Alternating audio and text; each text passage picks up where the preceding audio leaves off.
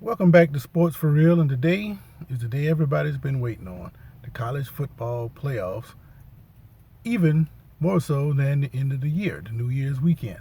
Today you have Cincinnati, who finally breaks into the playoffs for a non-Power 5 school going against the behemoth, Alabama. And then later tonight you got Georgia taking on Michigan. Just want to make a few comments about each team.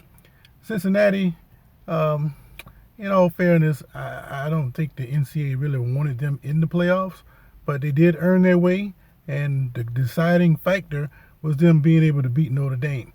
Had they not beaten Notre Dame and Oklahoma State would have beaten Baylor in that last play they ran in the goal line, then you will see either Oklahoma State or Notre Dame playing today instead of Cincinnati.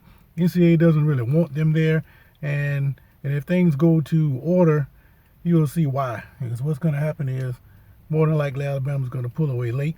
It's not because Cincinnati doesn't have the talent to compete. The difference in these Power 5 conferences and the non-Power 5 conferences is basically up front. If you don't have the horses in the trenches, you can't play. And I think that's going to play a factor as the game goes on. Now, Alabama, I'm not sure if they can win the whole thing, but it all depends on who they end up playing in that final round. Now, as far as tonight's game, Georgia, everybody's odds-on favorite. They say they was playing the best football all year long. Yes, they were. But let's be honest. The East was weak. The SEC East was very weak. Not a whole lot of strong teams in the SEC East, and Georgia was able to dominate. Now, I've told people, several people, while they were doing all this blowing out all these Eastern opponents and everybody else in the SEC, I told them, I said they still can't beat Alabama. Why? There's really not a whole lot of difference. And the big problem that Georgia has is not the athletes, it's the coaching staff. Not just the overall coaching staff. They actually improved that this year, going to get Muschamp from South Carolina. I think that Kirby Smart is not the guy to take these people over the top. He kind of reminds me of Bill Cowher. When Bill Cowher was with the Steelers, you take them to the AFC Championship game, and all of a sudden they tighten up. And then lose the games that they were supposed to beat.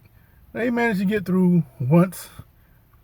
The first time they got through against the Colts, and the ball hit the ground by that much, otherwise they would have lost. Or if the Colts had gone for it on 4th and inches, they would have lost. And it just seems like every time they got in a position to be the champion, they tighten up. And I see the same kind of thing with Georgia. Georgia tightens up. Now, so what they're saying now is that they looked at the tape and they are hungry now, and they're eager to learn and fix the mistakes that they made. They think they're going to get another opportunity to play against Alabama. And why not? That's what happened last time. But this time, they're playing against a Michigan team who kind of reminds me of Oklahoma, except for one thing. Michigan can play a little bit of defense. Oklahoma couldn't play defense. That's the only reason Oklahoma didn't blow Georgia out of the building that night. But tonight, if the game gets to the point where Michigan jumps out and they be able to run the ball and they hit those timely conversions on 3rd down, I think that Georgia might get knocked off tonight.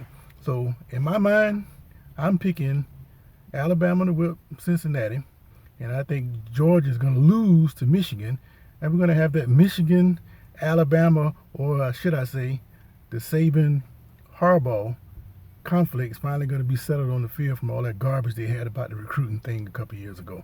So that's my pick for the championship. I think Alabama's going to run off Cincinnati, and I think Michigan is going to knock off Georgia late. So tune in. This is Sports for Real.